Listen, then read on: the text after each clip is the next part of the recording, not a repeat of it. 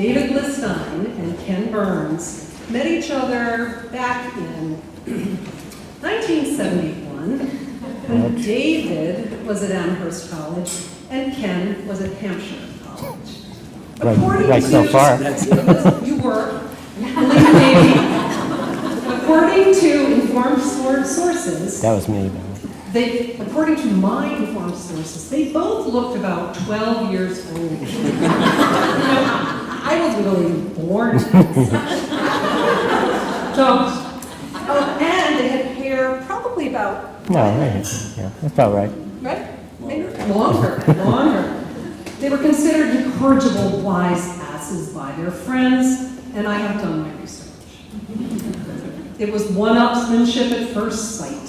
They frequently talked late into the night about literature and history and spirituality and politics And girls. Remember this by college consortium down there. While perfecting the art of the double, triple, and quadruple entendre. I didn't get a laugh for that. Those conversations have continued for the last 40 years. And now we get to share in them. Along with the talk by Ken and readings by David, you've probably seen, or you may have heard, that we have a signed limited edition monograph. Cue monograph. Entitled Waking the Dead. It's for sale, and it was inspired by this event. It has an original essay by Ken about his roots as an historical documentarian, as well as excerpts from David's book, Real Time. Everyone's Books in Brattleboro is selling the books for us, so if you buy them tonight, you get to support our local independent bookstore too. Very important, as opposed to the big A. History shapes us and we shape history. Waiting for a documentary about a modern day Job with all the fire, flood, and murder that we've had here, not to mention global climate change. But Job is not here with us today. However, the first literary festival, 10 years ago, featured Saul Bellow, and I have been a volunteer ever since. Oh yeah, I know. Saul Bellow was buried just down the road here in the Jewish cemetery. I'm sure Mr. Bellow would be pleased by this event. My first memory of my own life in Providence was of riding on my father's shoulders along Hope Street to hear John Fitzgerald Kennedy speak, then Senator. I think many of us here today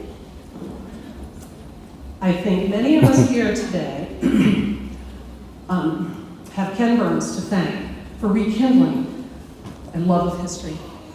Just a stone's throw from here across the river, and given his peripatetic lifestyle lately with the release of Florentine Films' fascinating documentary you may have seen, Prohibition, it is an honor that he has landed here to be with us today and celebrate the publication of his print collaboration with his dear friend and co-author, David Blistein.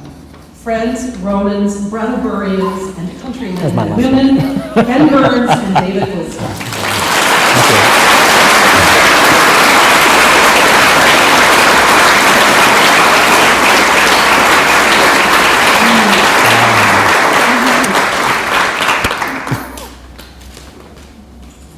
So I guess imposters get to go first. I am a filmmaker and not a writer, though I think we quickly understood that we were all in the business of words, that as we made our films, that the word didn't need to be the enemy of the image, that we hope with some reasonable expectations that our words will last.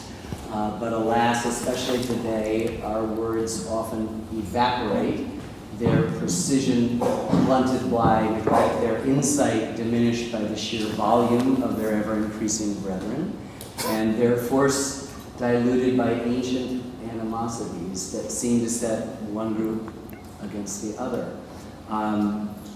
One of my mantras has been from the late historian Arthur Schlesinger Jr., who said that there's too much pluribus and not enough unum. few things survive in these cynical days to remind us of the union from which so many of our personal as well as collective blessings flow. And I think that might be a good place to start, because my friend of 40 years, David Blistein, and I have shared common cause in really unusual ways. Our trajectories have been pretty disparate if you look at them, and yet we've stayed hugging pretty close to each other for these 40 years now. And it's taken only the last several years to sort of realize the startling similarity between what we do. I'm not sure that I fully even appreciated it until we began to think about what we might bullshit you all about, excuse me, this evening.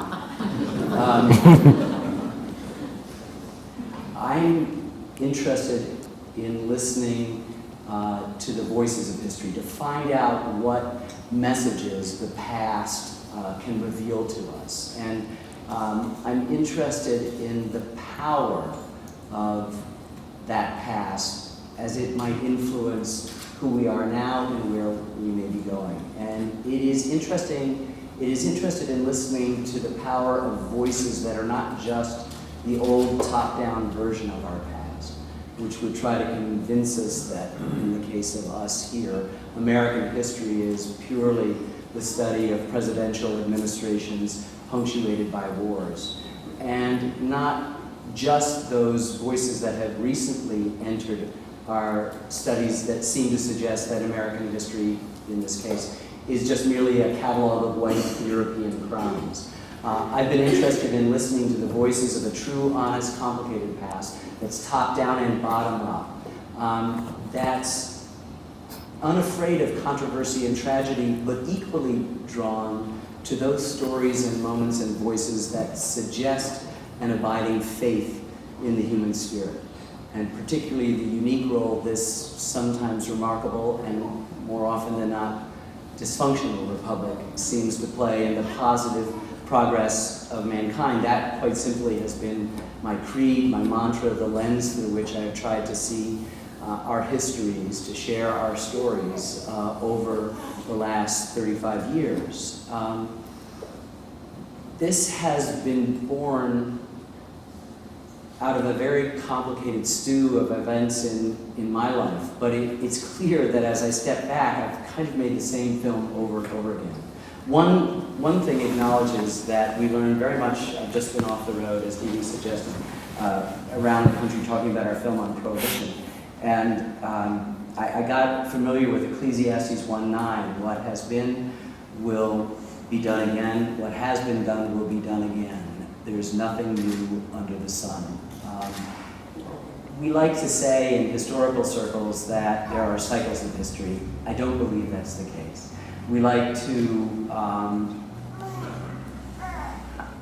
we're drawn to the notion that if we don't remember our past, we're condemned to repeat it. I don't believe that's the case either. I just think human nature is the same, and it always has been the same.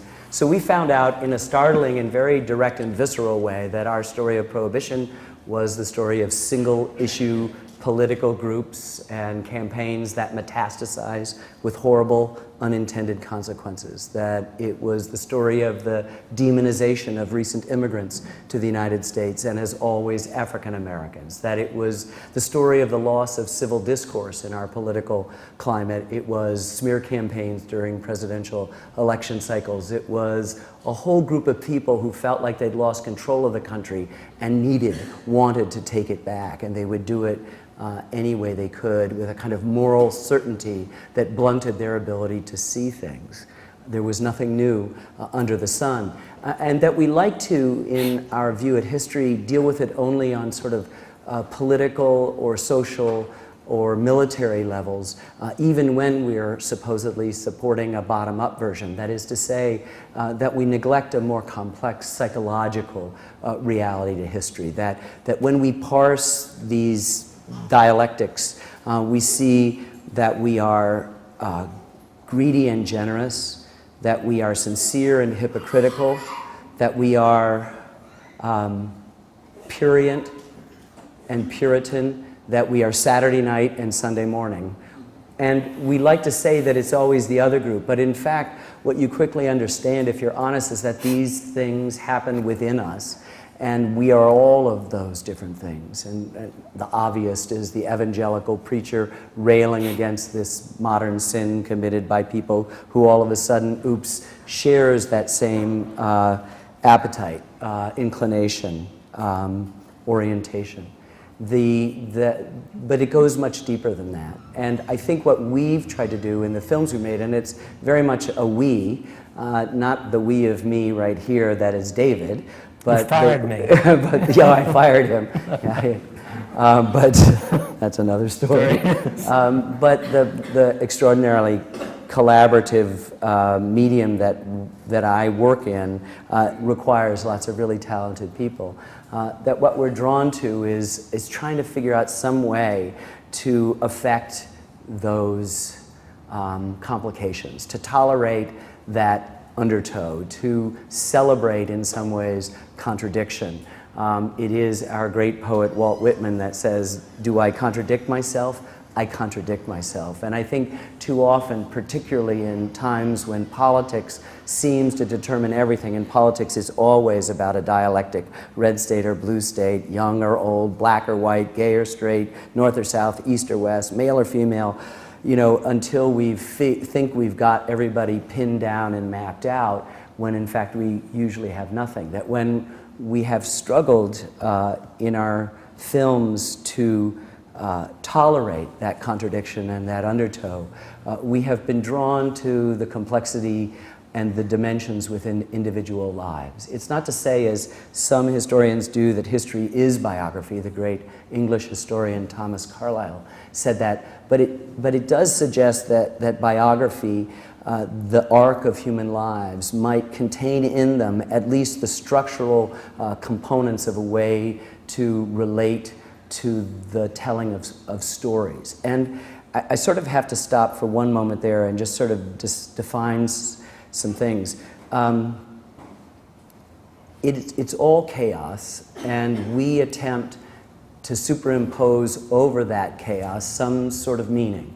And we do it with the frame of a painting or a photograph. We do it with a film. We do it with the books we write. The speeches we make. "Honey, how was your day?" does not begin, "I back slowly down the driveway, avoiding the garbage can at the corner, pulled up to the stop sign, put on the blinker, and pulled into traffic." That wouldn't happen unless, of course, you were hit by another car at that point, in which case that is actually the way you would tell that story. But all of these cutting to the chase, all of the Aristotelian poetics that we superimpose are just an attempt to keep the wolf from the door. Our faith, our friends, all of those things are that. So we've been, in our work, engaged in trying to superimpose using past lives and using them in a way in which we hope that we can somehow dissolve the arrogance we in the present always impose on the past. That is, by the virtue of the fact that we've survived here, that we somehow know more than those who went before us, that we live fuller lives, that we feel much fuller than they did then, and nothing could be further from the truth. When you do that, then something else happens, and I'm not sure what it is, but I'm really interested in that something else, and I have pursued it now for the 40 years that I've been sort of professionally trying to be a filmmaker, the 40 years that I've known David. My mother died when I was 11 years old. There wasn't a moment in her life, in my life, once I became even aware, 3 years old, that I was always constantly aware that she was dying, about to die. After she died, my father had an extraordinarily strict curfew for my younger brother and me, which would always be forgiven if there was a movie on late at night till 2 in the morning on a school night with all the horrible commercials. Remember that, use that. If there was a movie playing at the local theater, if there was a film festival or a retrospective, this curfew would be forgiven, and he and I would go together and we would watch a movie And I remember seeing my father cry for the first time. He had not cried in my mother's illness. He did not cry at her death. He did not cry at her funeral. But he cried at a movie. And at age 12 years old, I went, I want to be a movie maker. I got it right away. Instantly, I understood what it was, the kind of emotional archaeology that a movie permitted my father to make, that somehow the events of life that had been so chaotic and so impossible to deal with, he found something, some correspondence in relating to movies. And I knew I wanted to be a movie maker, and I thought it would be a feature filmmaker where you'd make up stories. But I went to Hampshire College down the river and found social documentary still photographers who were much more interested in what was and what is than anything the human imagination can make up, and found myself making documentary films, and found them accidentally about history. I'm not trained in history. And all of this is the stupidest and elongated kind of preamble to introduce to you the reason why we're actually really here, which is my friend David, who has been an extraordinary part of my life for so many decades that, you know, it's interesting. I always have said to my other friends that I'm one of the few people who can sort of, at least for a time, keep up with David for a little bit, run a little bit longer beside him, to sometimes finish his sentence. And this is the first time I've ever started the sentence. It feels really good to do that. But I love him in ways I cannot describe to you. I love him in ways which I don't think there are words to express. And what's been so interesting to apprehend over the years is the way in which, though we have diverged in what we've done so significantly, that on the surface it would be impossible to actually find out why two men, sorry, boys, would be friends.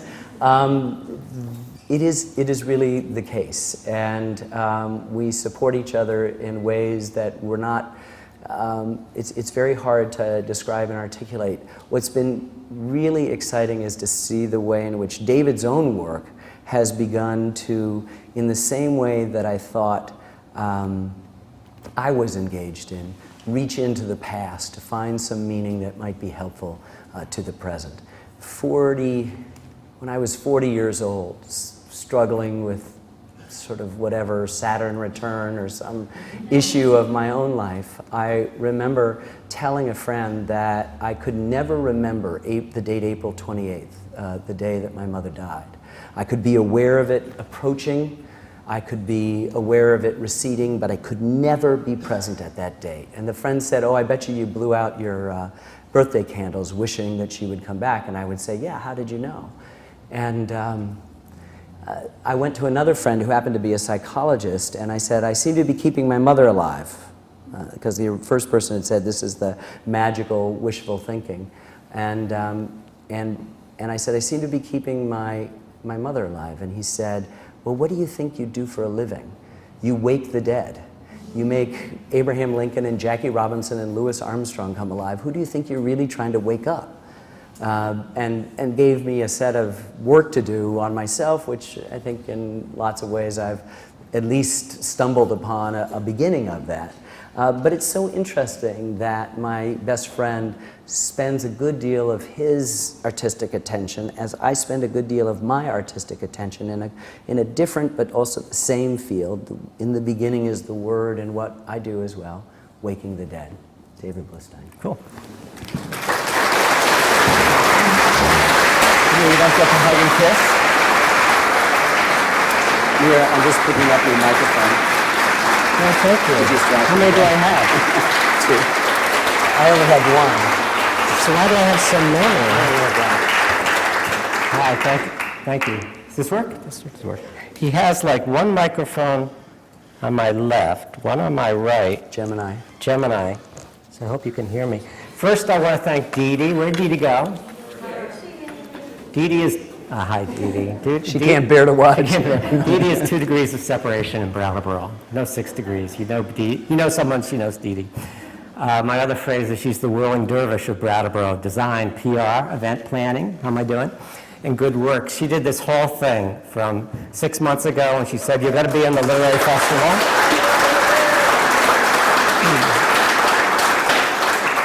She designed and produced the monograph that's out here for sale. She got a revised website up for me yesterday. And most of all, she made sure there was IPA for me, Prosecco for Ken, and Sauvignon Blanc for my wife, Wendy. So she's done everything. And I have to thank Wendy, not only because she's my wife, and she's been with me every word of the way, but you can't imagine how many long evenings she spent listening to Ken and me talk. And you only have to do it for like 20 minutes, but... Tell him what she says. She says we're very sophomoric. Right. But we consider that a compliment. Puerile. She is Puerile, she says. Puerile. And she says we pronounce it wrong. Yeah, That's she tough. clearly. That's because she's very doer. She's doing, I know. I'm writing this book, I've been writing this book forever, probably really forever, in which historical characters walk into my everyday life. And it's like a trilogy, and we've taken excerpts of it and made this little monograph. And this is an excerpt of an excerpt. It's a short piece from one of them, and I'll read another one at the end. And the title of this is Time for True Forgiveness. And after we get done, Ken and I will talk, because you'll see the relevance to what he was talking about. When I need a nap, any place will do. I can lie down on a bench, office floor, tilted back car seat, friendly neighborhood couch, or even under a bush and doze off for half an hour. On this warm October day, I'm roaming the campus of the University of California, Berkeley, looking for a place to lay down my weary head. After giving a few bucks to an overly sincere panhandler who needed exactly $20 to get some kind of special license so he could get a job driving a bus so he could feed his 3 boys, blah, blah, blah, I find myself at the West Gate, where in December 1964, Joan Baez and thousands of non-students and communists unfurled a banner that read "Free Speech" right in the face of the university's regents who were meeting across the street. For a borderline 60s radical like myself, this is hallowed ground, so I pay my respects before stretching out on the green. I catch a warm, sweet scent as she sits down beside the top of my head. So why didn't you give him the whole $20? You think I should have? I mutter, opening my eyes. I see only sky. Should? She asks. You white folks never learn, do you? White folks? Probably a college professor, or social worker, or Nubian princess, or a combination of all three. I roll my eyes back further. I see only sky. Come on, I object, sounding as natural as possible. You know he really wants it for drugs. That is none of your business. With my money? Oh boy, $3 and you think you own them, she says with long-suffering sarcasm. I start to sit up, but a hand on my shoulder gently, insistently holds me down. Okay, who the heck are you, I ask. Use your imagination, boy, there's some serious history going on here. I know that, I begin, sounding bored. 1960s, free speech, protest marches. And what were those protest marches about? Vietnam. Before that, she sounds annoyed. It takes me a second. Oh, civil rights. Yes, civil rights. Now, how many more clues do you need? My mind scrambles to come up with the names of black women in the civil rights movement and gets nothing, which feels politically incorrect in 2 ways at once. Ha! I start to push myself up. She pushes me down again. Angela Davis. You're about 100 years too late, boy. You can tell how few people know who Angela Davis is. That's what's scary. You're about 100 years too late, boy. My brain scans frantically until it comes to a screeching halt. Harriet? About time. She takes a long, sensual inhalation as if fragrance itself were a luxury where she came from. Ah, such a pleasure it is to be here. She leans over me briefly, teasing me with a quick look before pulling back. Traditional pictures of Harriet Tubman as an intense light black babushka have frozen her in old age. The face I'm straining to see can't be more than 30. Hard, a bit worn, but glowing. I close my eyes and begin to drift. Wonder if I'm part of some performance theater or class exercise. You know, that famous find some aging white guy and tell me your Harriet Tubman assignment? She taps me on the side of the face, a cross between a slap and a pat, to get my attention. I open my eyes, but see only sky. You will excuse me, each word neatly clipped, if I do not speak with the charming, uneducated patois you might expect from a poor, illiterate former slave. That was just the vernacular of the shell I was born into. You will also excuse me if I ask you not to refer to me as a Negro or a darky or an African American or a person of color or the Moses of my people or even that goddamn black bitch who outsmarted us again. I am an American, she shouts louder than a Ku Klux Klan member could shout back. Well, yeah, I agree, drawing the word out as if it was wrapping myself in a shroud. And I'm here to lead people to freedom, sliding to a whisper, she adds, and folks need me today as much as they did 150 years ago, maybe more. Now I really want to sit up. I want to look directly into those eyes. Instead, she reaches down to close mine, as if I were the dead one, and begins to brush her fingertips gently across my forehead. I sigh inadvertently, which makes her chuckle. You figured someone a little more grandmotherly, eh? May I continue? I'd actually prefer to have her stroke my forehead for all eternity, but she takes my silence for the helpless agreement it is. Now, going back and forth across Mr. Mason's and Mr. Dixon's border of pain to rescue my family, friends, and helpless strangers was extremely difficult and fraught with peril. But at least we knew we were slaves and most desperately wanted to be free. She sighs at the reminiscence. I can see I won't receive that same level of cooperation from people in the so-called free world today, because they are plainly not aware of their chains. Chains, you ask? Well, I didn't, but that's irrelevant. She's on a roll. Getting up at dawn to travel in a little metal box so you can spend the whole day in another little box, that's slavery. Having a look at the words on your computer before even saying hello to your children, that's slavery. Thinking that the wealth in your bank account is more important than the wealth in your heart, that's slavery. A pause, slower now, even more precise, every word counts.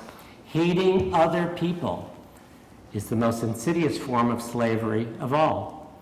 I respond lamely. Well, I see what you mean. Maybe you do, maybe you don't. But even if I rescued all of you from the tyranny of your modern lives, most of you would still not be free.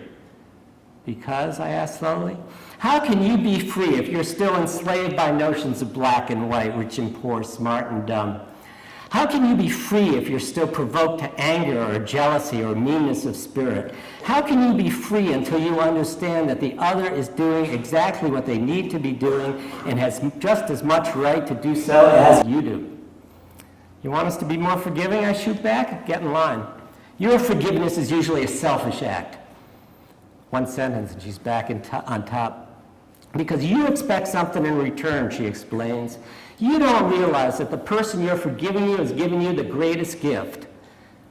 I feel a jolt. I want to jump up, pace back and forth, parse her words, understand the implication. But her hand keeps insistently stroking my brow.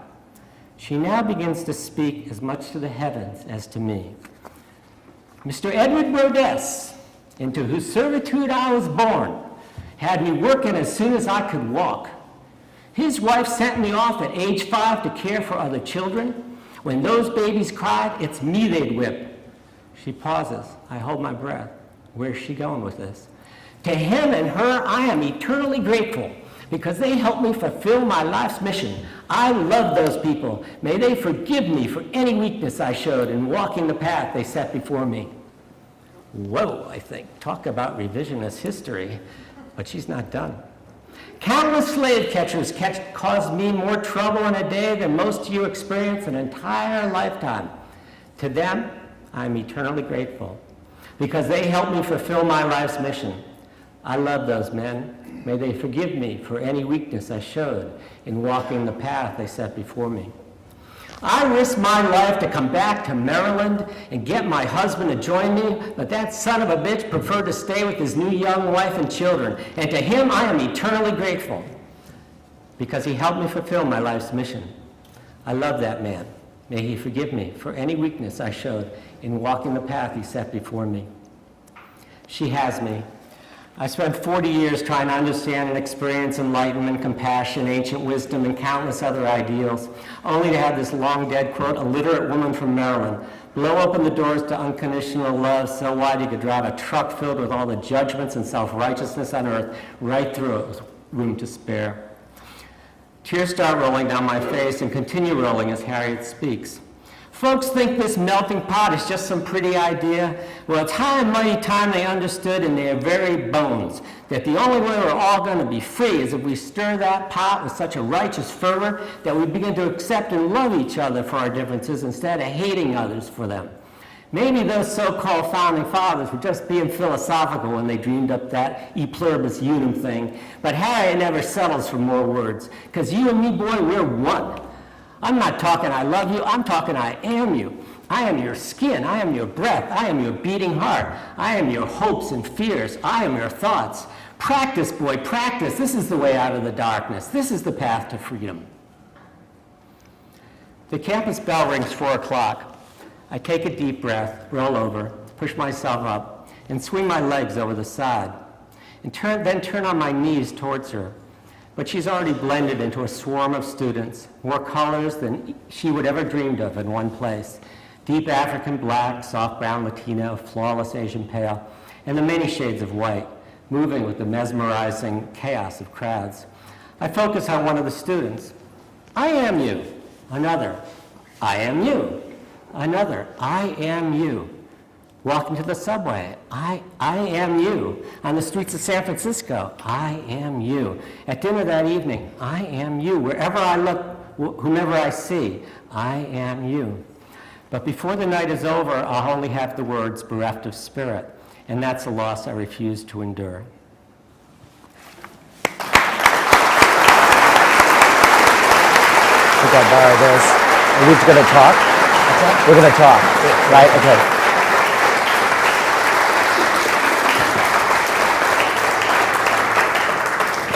I am not you. What about the we of me? That's Carson McCullers, by the way. See, I don't read. I'm interested, as I said, in this emotional archaeology that possibly the free electrons given off by just not the excavation of dry dates and facts and events of the past might produce something else in which in the individual breast of the receiver, they can do with what they want. You, it seems, have a much more, in some ways, didactic purpose and a much more elusive one, and that is suffusing what you just read to us, suffusing what I've read of other things that I hope all of you will have a chance to do, is this question, we can get at it right away, about forgiveness, this incredibly difficult thing. It's not what, please apologize to your brother for what you did to him. It's this larger question that you bring up all the time, which I find incredibly uncomfortable. It begins to squirm.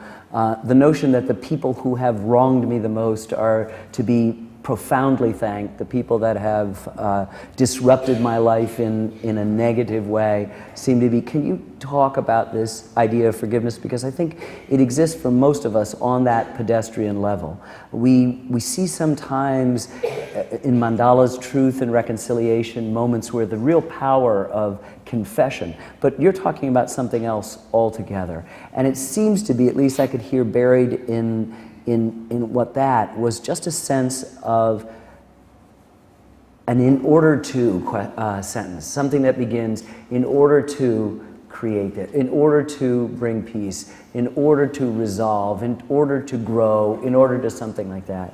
Can you talk about forgiveness? I'm sorry. If you insist. I'm sorry. I don't need the I'm mic. sorry. I'm sorry. I don't think you need a mic. I'm sorry. I'm sorry. There are a lot of places to start, but everyone says that if we know our history, because we don't know our history, we keep on repeating the past. But we all know that. And you can't tell me that our senators and congressmen, some of them probably don't, but most people sort of know their history. And yet we still keep repeating it. It hasn't changed anything. And this is something I've sort of learned from the characters, that it's really that we don't feel our history. Because we don't feel our history, that's why we're condemned to repeat it, because this whole notion that Harriet says, which is that forgiveness is a selfish act. Because forgiveness by its nature says, I'm separate from you, I'm better than you even. And so what these characters seem to say is, give it up, you'll hear the next one. But they say you really have to feel the other person in a way that we're not used to. And the one I was thinking about today, because of what this is in fact, I was talking to the official photographer who's trying to become invisible.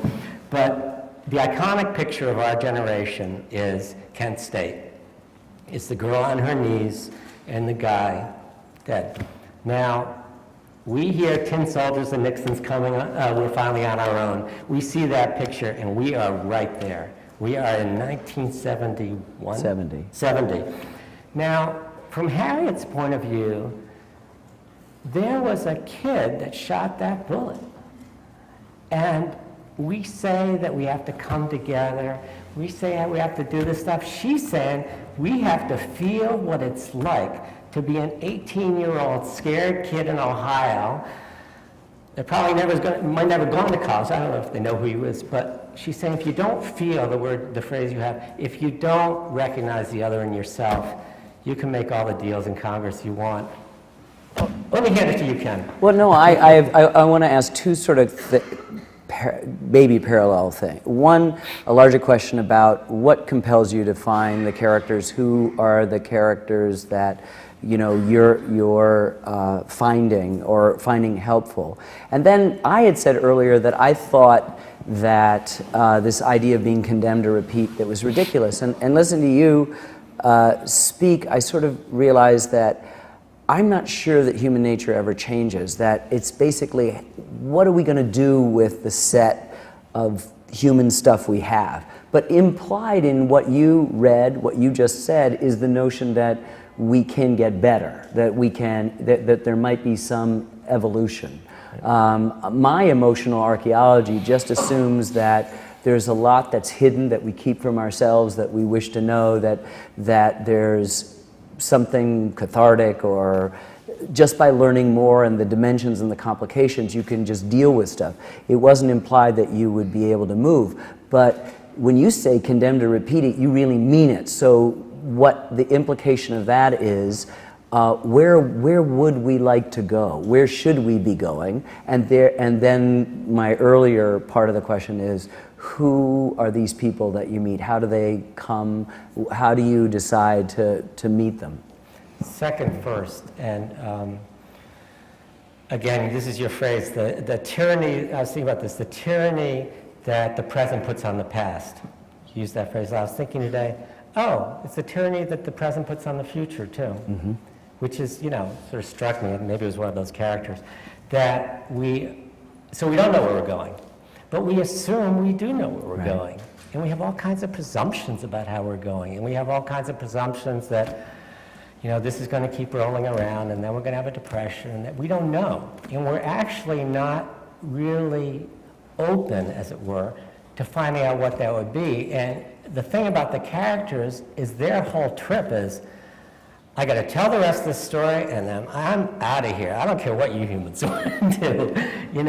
It's time for something new. And that's what they're all saying, and I don't claim to understand even what they mean by that. But the tyranny of the future is my new thought of the day, and what that would mean, because you're doing this emotional archaeology where you're showing to us that history was a lot more than Abraham Lincoln. I mean, as you say, that Ballou, what was his first name? Sullivan Ballou's experience writing a letter in the Civil War, that picture of that girl over the kid that died at Kent State, tell us way as much, if not more, than anything Abraham Lincoln ever said, than anything that Nixon did to us, any of that stuff.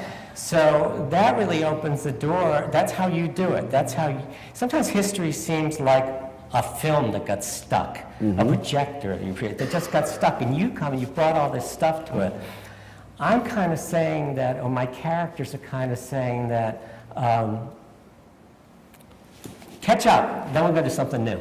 That's the only way I can say it. Like Harriet, we got her running slaves. We've had her running slaves for 150 years. Don't get me going about poor Christ on the cross or Buddha on his legs crossed or Muhammad in the whirlwind. I mean, these, I don't want to call them spurts, but these stories are stuck. We need new stories.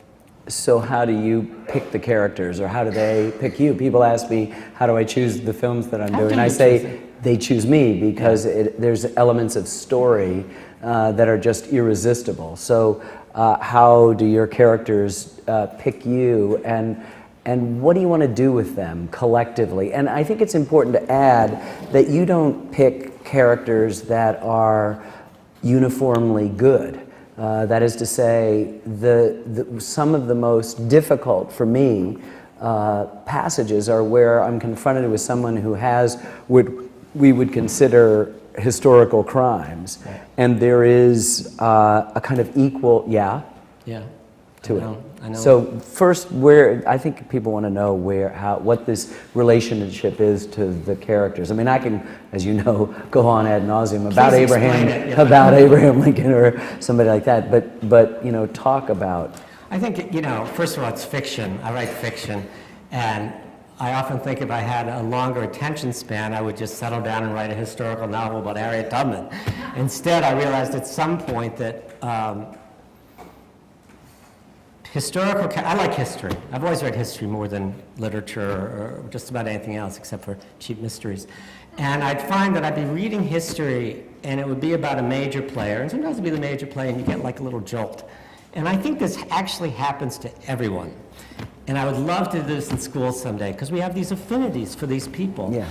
And then when the first one happened, I started reading, and then one day I said, well, what do you have to say for yourself? Like a writer would with any character. And he took off just the way there are probably a lot of writers here. And just about every writer I know has characters. You invent these characters, and then they just take off, and you try to catch up with them. So in this case, history created the characters for me. And a lot of times it comes from reading. Sometimes it comes, I was on the Rolfing, you talk about mean characters, I was on the Rolfing table. Rolfing's this very hard massage, and Torquemada, the Spanish Inquisitor, says, I had to do it. I said, okay, I said, calm down, I'll talk to you later.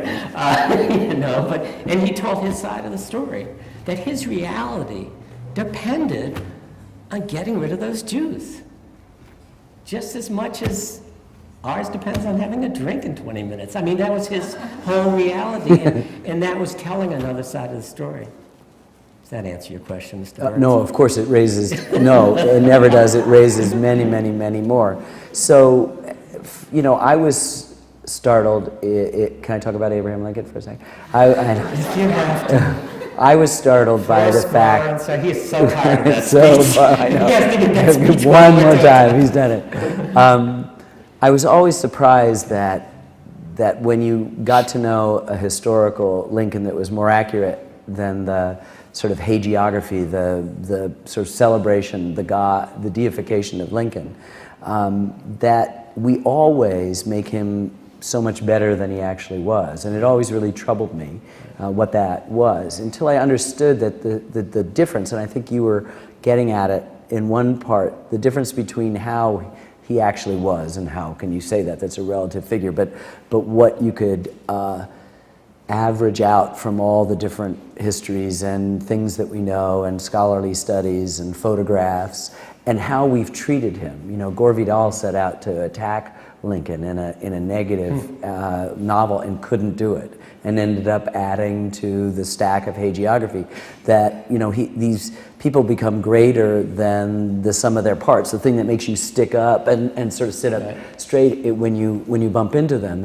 And so if you examine that if the sum of the parts is here and the whole is here, what's that difference? And what I used to really befuddle me, and I wanted to be much more accurate and to be clinical and to make sure that 1 and 1 always equaled 2. And what was so interesting is I began to understand that in this conversation that history is, the past is there. History is the set of questions we in the present engage with the past, so it's very much informed with us. The reason why he got to be so much bigger was this wish for ourselves.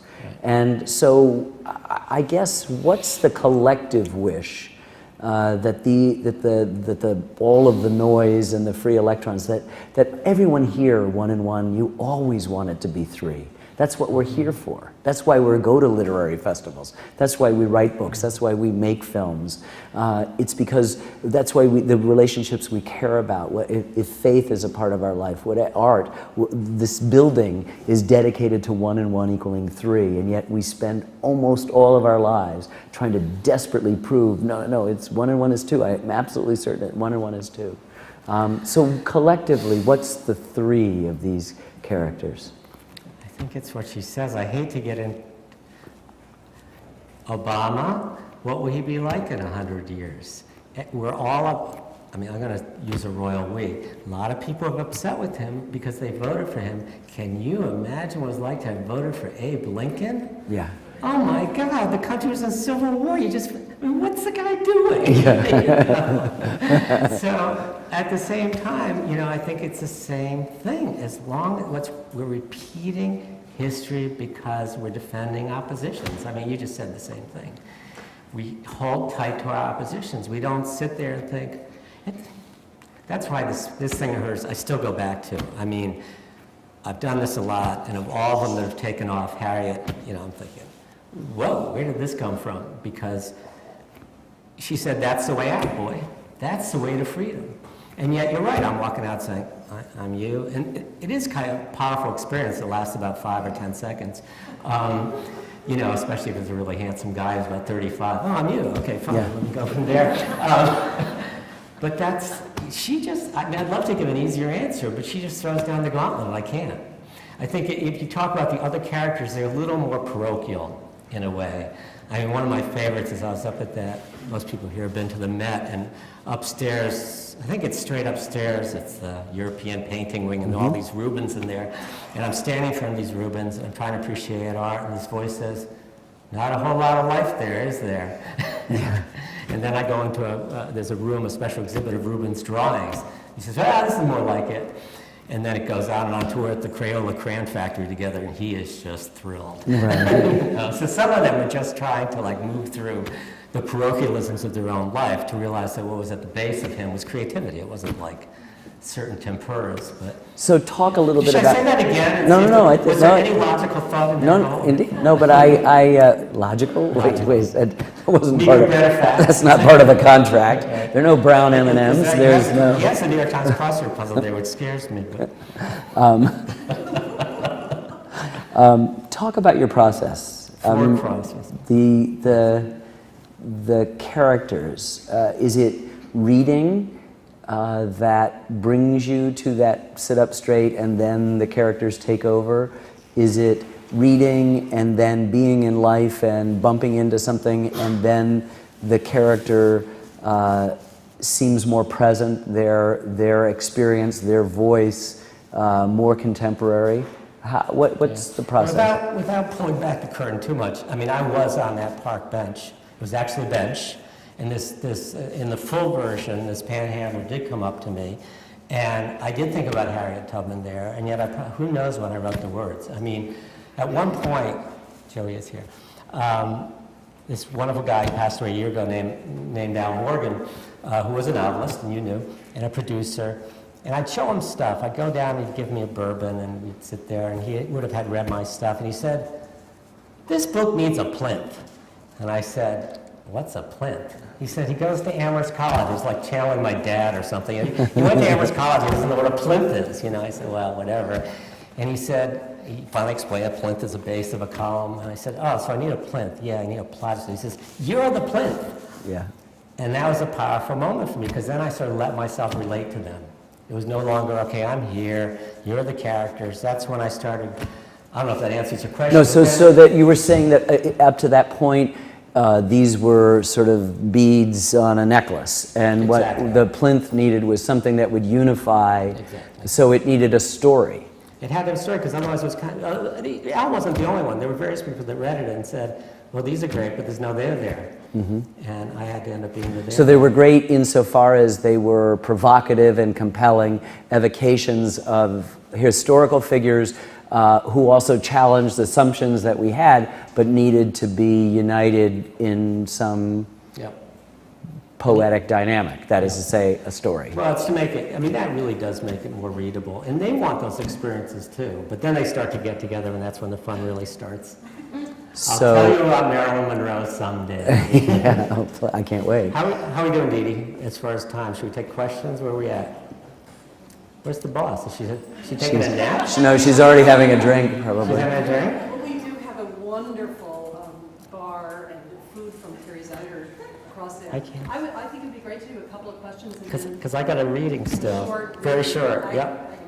Yep, 3 readings, three questions, reading, we'll be done.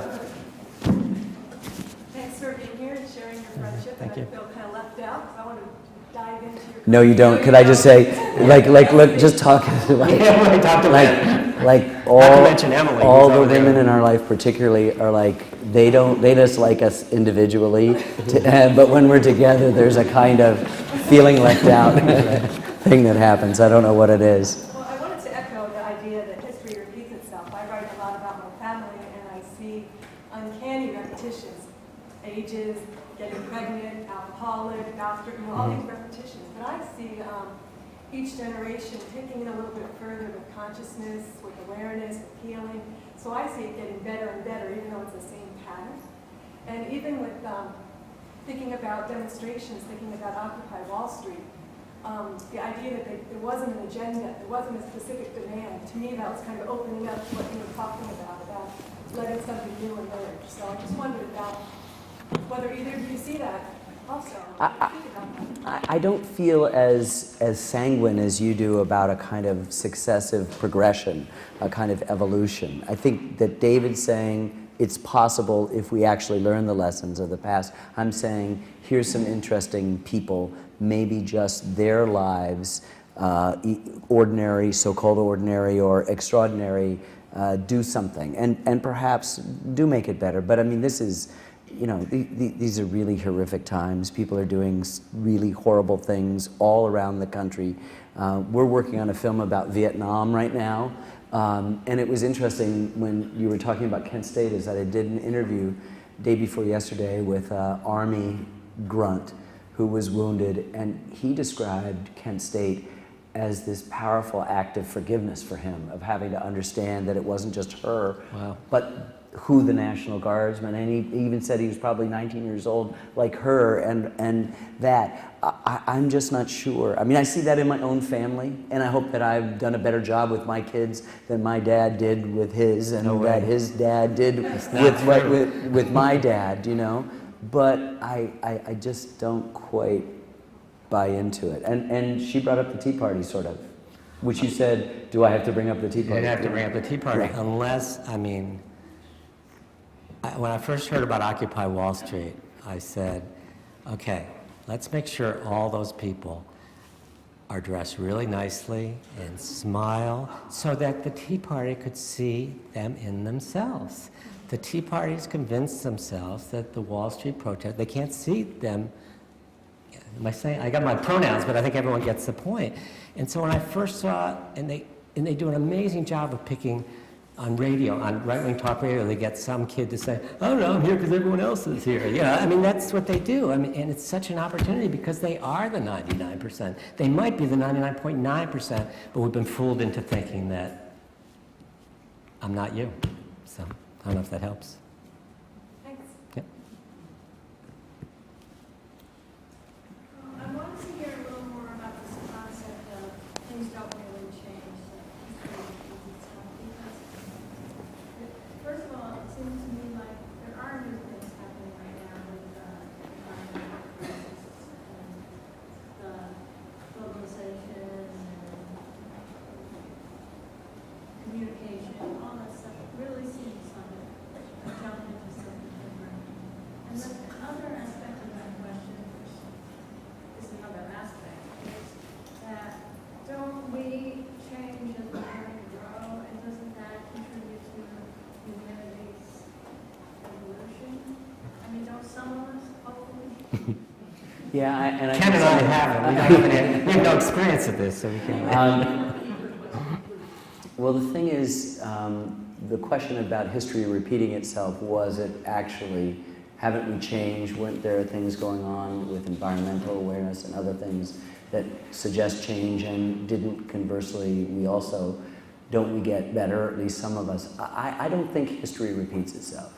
I think human nature is always the same, always the same, and that we have within us, as I said, these capacities for greed and generosity.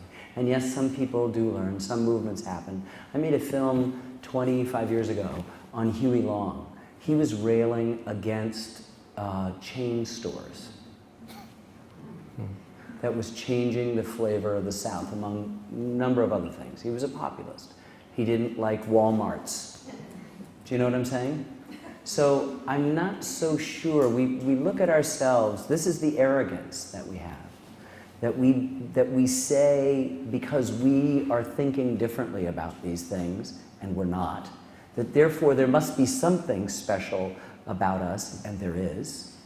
But the specialness is always the same. What's so interesting is that these, dynamics of individualism that we are all individually participating in right at this moment have been going on for as long as there have been human beings.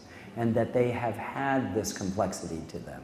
And that, yes, some people do good things all their lives and do get better and learn from a mistake, and other people also don't. And it's not even at that level that I've been speaking about. I just think that within us all, I mean, I know friends that are so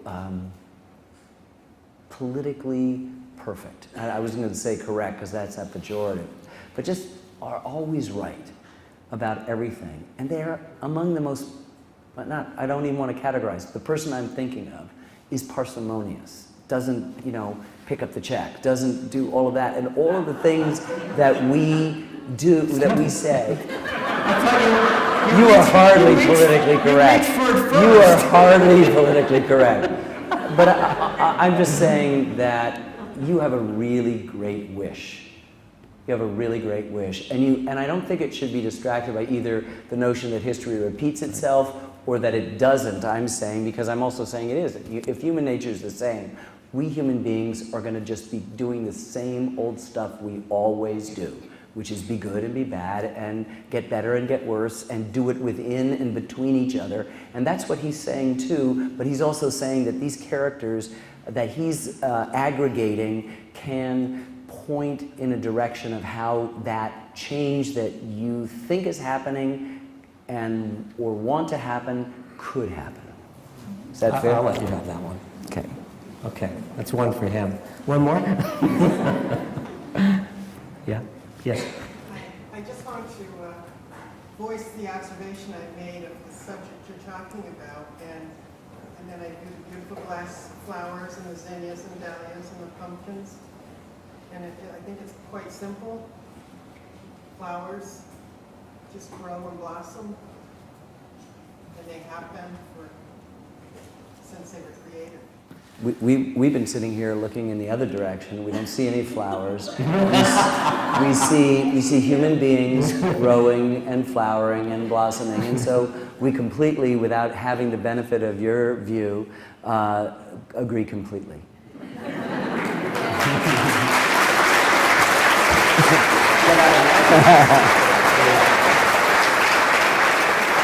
So, can I do it? Okay. This is quick. This is another 10-minute reading, and it's more lighthearted. And for people in town, you should know that the Mocha Joes I'm talking about, I'll just use it, was 5 years ago when the couch was in a different place. Okay. I don't want anyone to get upset or disoriented. This is called Time to Get Off Our High Horses. I spend an inordinate amount of time at a coffee shop called Mocha Joe's. Joe isn't just slang for coffee. It's a tribute to the gruff master of shoe repair who worked in the below-ground storefront for decades. Shoe fix, caffeine fix, reincarnation works in mysterious ways. On this particular Saturday, I'm alternating between newspaper reading and people watching. The young girl hunched over a textbook, finger-twirling hair. The hulking dreadlock musician type and his emaciated, stringy, black-haired friend. The pregnant woman with one hand on her tea and the other protectively on her stomach. Two kids playing chess, fueled by some frozen insult to coffee. and two lovers in the corner who were hunched over their drinks and each other. I smelled the soft bouquet of a new romance with a few bold, brassy notes on top and a not-so-subtle finish. After making short work of the newspaper, I stand up to get a refill and find myself staring directly at the precarious window-ledge bookshelf. A copy of the Iliad stares right back at me. I can take a hint. I calmly get my refill and sit back down and begin dowsing to see if I can hit a vein. These blustery heroes are definitely my kind of people. They didn't suspect there was a parallel reality that informed every moment. They knew there was. My equivocations about random visits from the presumed dead seem cowardly in the face of their blithe but exuberant acceptance of and even literal intercourse with gods and goddesses.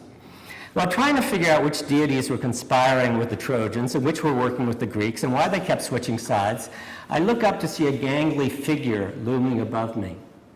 His face is big, bright, red, and oval, with a full white beard, goofy smile, and chaotic eyebrows. On top, a few unruly tufts of grayish-white hair flop over like grass that's grown tired of waiting for the mower. He's way overdressed in uncoordinated layers, Department Santa Claus on a bender. "Here's how I see it," he begins in a tone that seems more Borscht Belt than Homeric.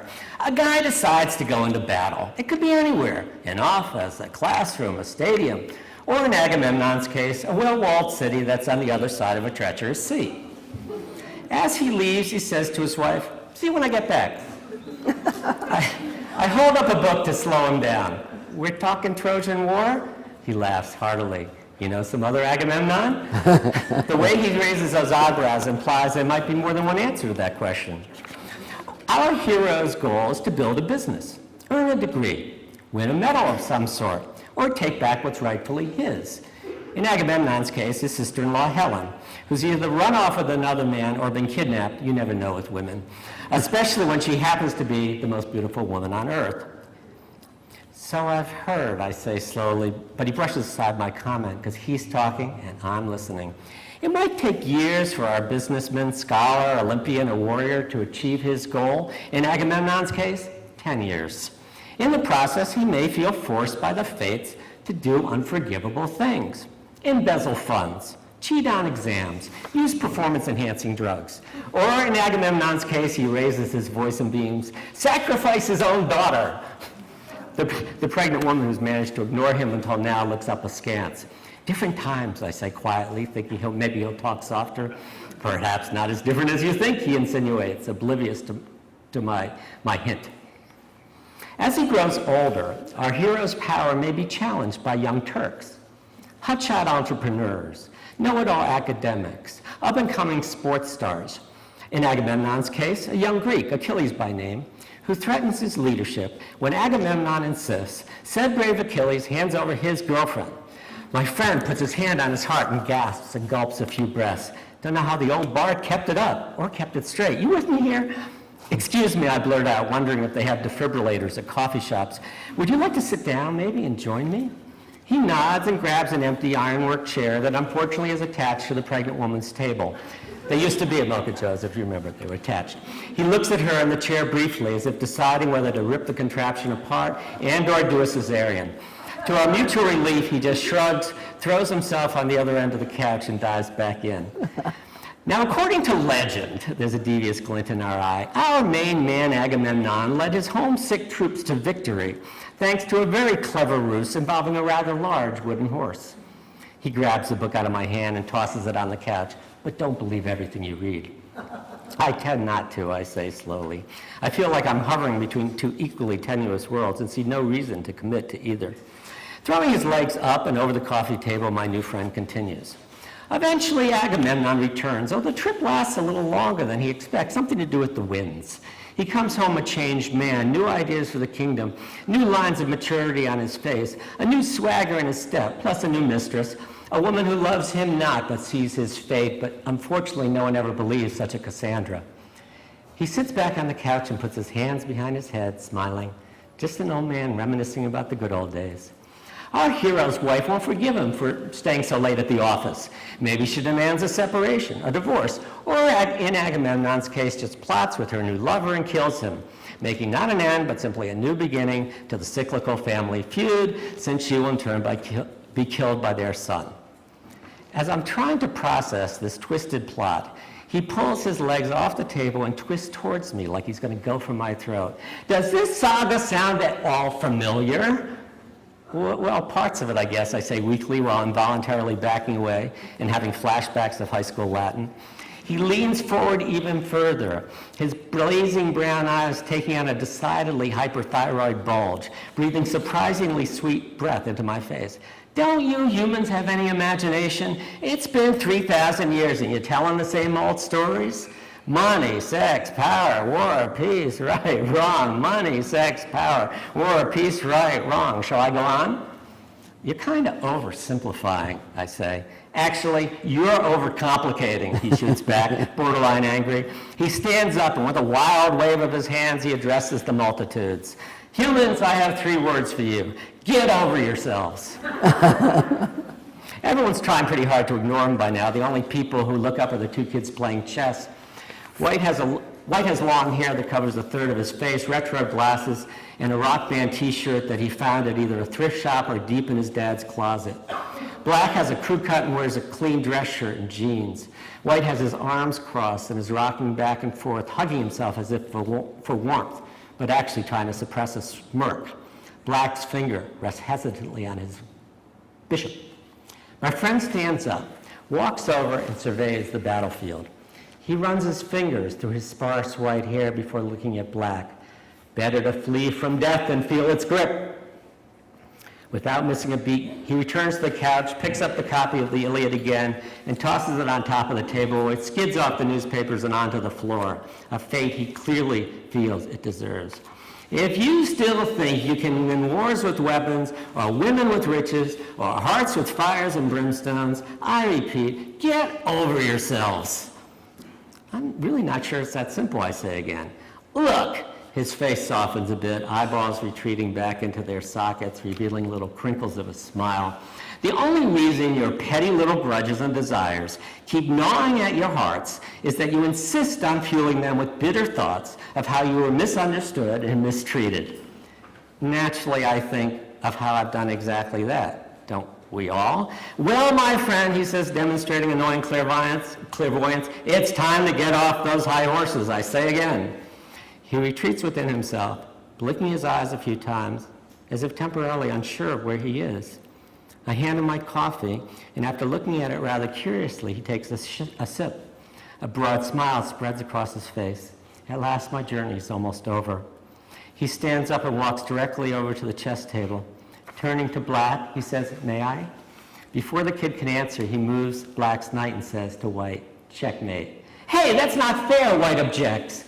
He pats the kid kindly on his head. "Fair? Get over," he starts to say before stopping himself.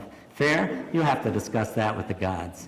And with that, he half walks, half stumbles past the people at the counter, up the stairs, and onto the sidewalk, taking my coffee with him.